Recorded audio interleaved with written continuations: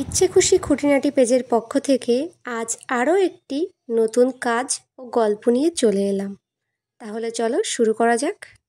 Generally দেখবেন, যখন একটা সম্পর্কে যাচ্ছি, আমার বিপরীতে থাকা মানুষটাকে কখনো জিজ্ঞাসা করি না তার কি চাই, বরং আমার এই সম্পর্কে আমি এরাম চেয়েছিলাম, আমি তো ওরাম চেয়েছিলাম, এই প্রত্যেকটার মধ্যেই আমি কথাটা হাইলাইটেড হয়।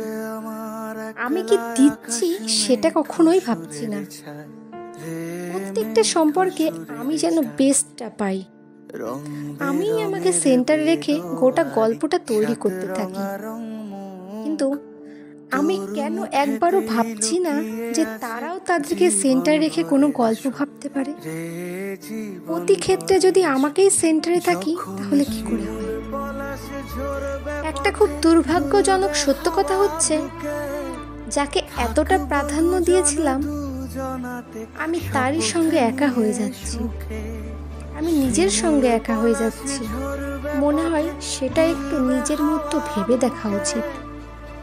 ধন্যবাদ সকলকে। কাজটি ভালো লাগলে পেজটিকে লাইক, ফলো, শেয়ার করে সাপোর্ট করুন।